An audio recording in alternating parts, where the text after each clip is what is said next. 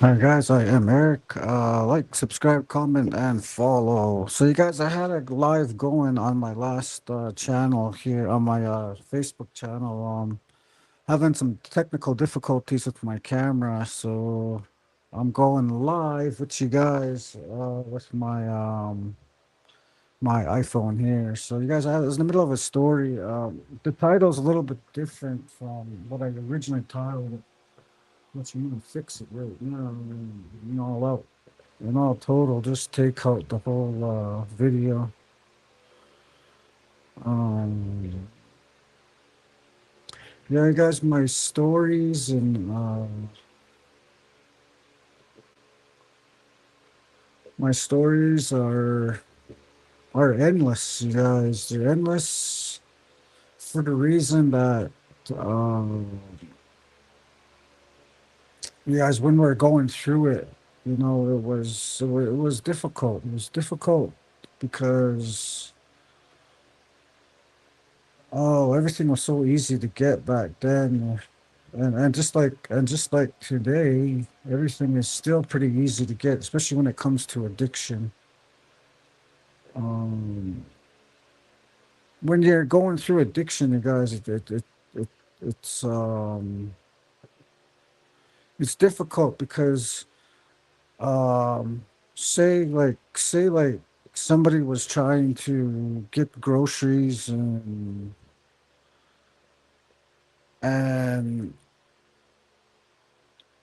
um it doesn't work out, you guys. It never works out like that. Somebody like feel the pressure of, oh, well, I need to get this, I need to get that, and sometimes it's not that easy to get, you guys, especially when it comes to groceries, grub and all that. It's hard, So it's a piss off because we're trying to get help for ourselves. We're trying to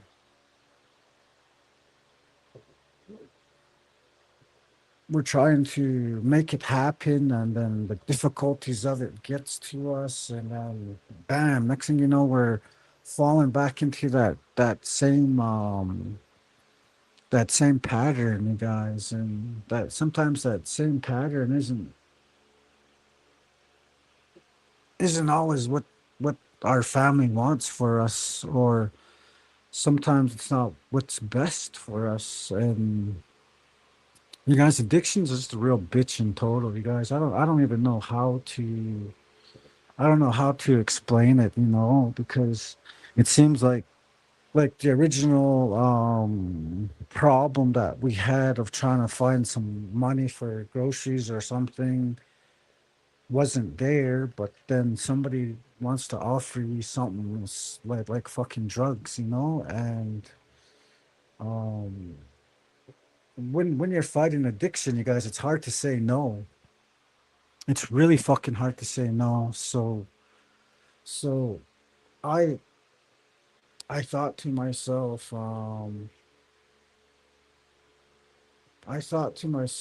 when we're going through addiction, guys, it's easier to basically to get drugs than it is to get food that we need. And oh, you guys, it's just like it'll be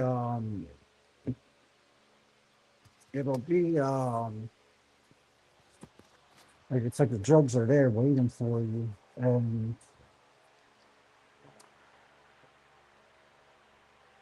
we just fall back into that same pattern. Hey? So that's what happened in 2012 when I was doing my thing.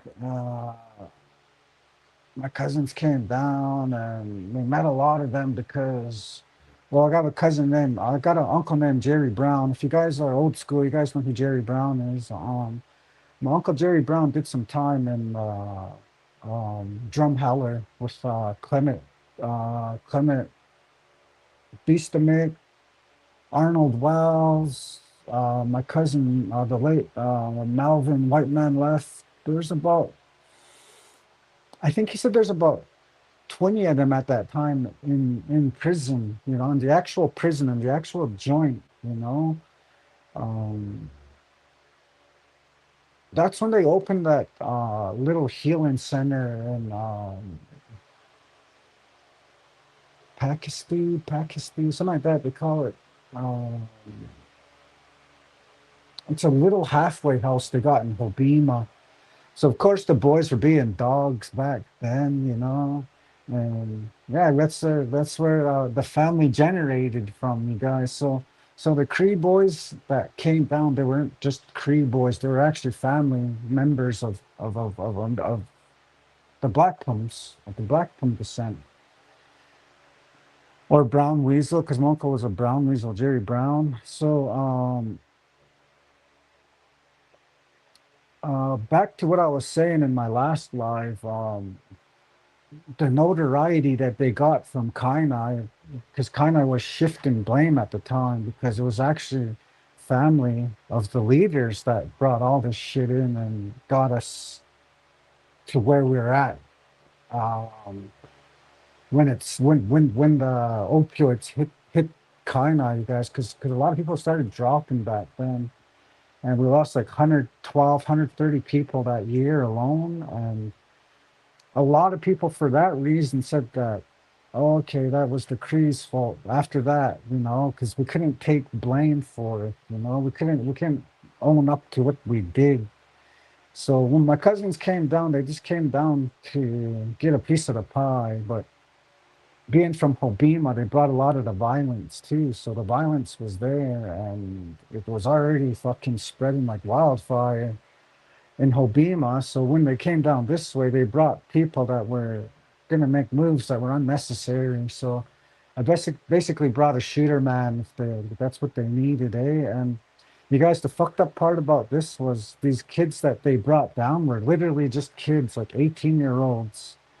And several of them were wanted on murder already. Some of them were wanted on first degree murder, and Bloodshot police executed search warrants at certain houses just to get these guys. So that's what kind of started bringing the bad rap around, hey. And that same time, there was different groups that heard about Kainai. So you guys, this is the part that you guys don't get. Is there was other groups in Hobima that heard about, oh, these guys are making money down south. Let's go down south. So there was other groups that came down, and didn't help the situation. I'm not trying to back up anybody because they still brought the young kids that were shooters. And my cousin, his name's Lee J. Uh, if you guys are from Hobima, you guys know him as Bumpy. Bumpy came down with his own crew, and Bumpy's the brother of OJ. So there was a raid at my mom. Everybody thought it was at my mom's house, but it wasn't at my mom's house. It was at her neighbor's right across. That night before I went there, because we were trapping, we were chopping back then. So I ended up going to my mom's house that night before, and these kids started pulling those guns out, and I was like, "Oh shit, mom, you better get these guys out of your house because these guys are gonna fuck your shit up." They ended up fucking her shit up anyways. The reserve took back her house and all that. We were a trailer at the time, right? And oh no! I take that back, you guys. The trailer courts got taken down, so she had to move out of there. So that's how it happened. Because there was no raid at her house; it was right next door to her house. Anyways, I was in Cardston. Did it. They executed a search warrant in Moses Lake at my residence, so I got brought in the same time as Lee J and OJ, Warren. So we all met up in Unit 3, and we just connected, you know, and you know, I helped them out with canteen and all that shit, and basically just made sure no one fucked with them, you know. And we end up bunking up, and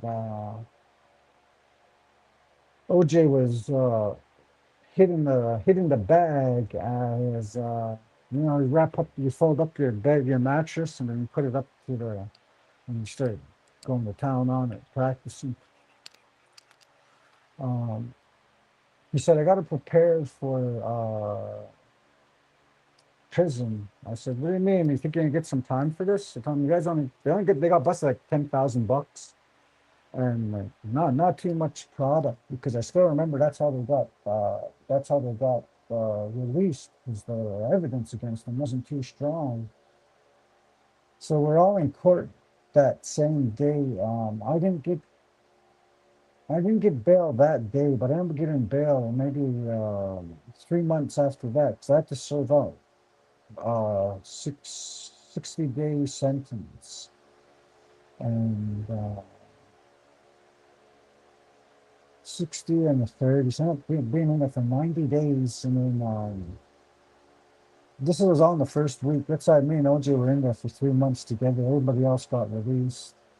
OJ ended up telling me that he shot this kid in PA, Prince Albert. And I didn't believe him, you guys, because in stories, like when you're in jail, you hear all these stories. Everybody wants to sound the toughest when they're in there, hey? So these stories were, I just didn't believe him at the time, man. So, anyways, OJ ended up telling me that there's a gang up there in, oh man, I'm still trying to think of the name of the gang up there. Anyways, they're pretty lippy, them boys. And if you're from jail, corrections, you know a couple of these kids, and they're all the same. They're just like fucking mouthpieces that get themselves into trouble. Anyways, this last kid, this kid with the last name Bear, end up doing a deal. Deal went bad that day, and the cops were called there earlier because there was a shooting at the house earlier. So I really feel like my cousin got shafted because he ended up getting life, you guys. He got life with no chance of parole till after he's done serving 25 straight years. And you guys, I don't find that fair because he committed this crime with a white boy. And this white boy, Jordan Heron, you guys can look all this up. I'll put the link in the description actually at the end, and you guys can check it out. Anyways, Jordan Heron ended up pointing the finger at my cousin, and then my cousin ended up fucking taking the whole rap for this murder, because the poor kid ended up dying. But you guys, when it was on news, the media outlets portrayed this kid as a powwow singer, traditional boy that just wanted to live life to the fullest, had all these girls around him, and he was popular. That's not true, you guys. He was a drug dealer. He was a part of the opposing gang that my cousin was a part of. He was a part of the gang, and when you live by the gang, you're gonna die by it. And this kid ended up fucking getting shot. He died for it. So I didn't find it right that we know who this kid is, and they just portrayed him as a powwow singer. He's a powwow singer that lost his life, and it wasn't like that, you guys. This kid was popular because he had a lot of drugs hanging around his house. And if you guys know what's really going on, you'd know that there was a shooting like 3 hours prior to that at his house, which I don't think involved my cousin. So they could have looked into it, and instead, typical police work in Canada is just to basically pin the tail on the donkey real quick and get it over with. So yeah, you guys, my cousin is in PA penitentiary right now. I don't know how he's doing. I haven't talked to him in a minute.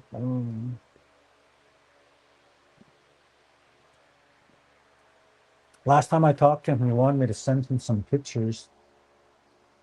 I told him I'll send him some pictures when I get some time. But I ended up getting off Facebook that time, and we haven't been in contact since then. So I'm gonna get a hold of him, and yeah, you guys, he's got a wicked story to tell you guys, and he he ended up taking the rap for this murder, and I feel like that wasn't even like it shouldn't even have been like that. If my cousin got life, the white boy should have got life too. So immediately he did an appeal, and then immediately the courts just shut it down. Like, no, there's no way we're hearing this court case again. It's over and it's done. So yeah, you guys, my cousin got shafted.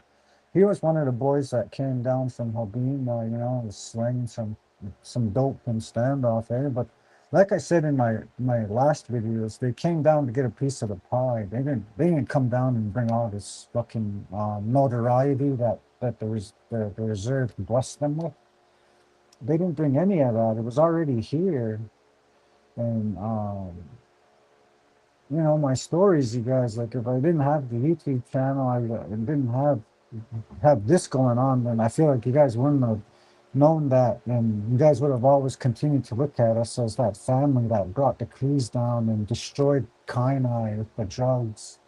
No, it wasn't even like that, you guys. It was not like that. They came down to get a piece of the pie, but that was it. The shit was already here, heavy, and you guys, it was here heavy, so heavy that this is in Kainai. This is where the first charge came out of for manslaughter. Anybody that was somebody that overdosed and died were held accountable and charged with they're charged with manslaughter. So yeah, you guys, that's how heavy it was here already before my Cree cousins came. So yeah, I want to make that clear, you guys. This is one of my episodes on my addiction, you guys. I had a different title for the last one, but we're just gonna stick with this for the title because I want to do more videos like this, and I want to tell you guys more stories like this because I know that's what you guys been waiting for, and I promised it on all my videos. I was like, I'm gonna talk about this, and the gun stories are gonna come out. The stories about the murders are gonna come out, all that shit, okay? And yeah, I think it's that time. So stay tapped in with my channel, you guys, and I'll I'll tell you guys more stories like that. So until then, you guys, peace out. Much love and respect from your boy Eric, one half of Esme&Eric's YouTube channel, guys. I'll leave the link in the description, you guys, so you guys can look up my cousin's court case that was held in Prince Albert, Saskatchewan. So yeah, more to come on that, you guys. More stories like that. Peace out.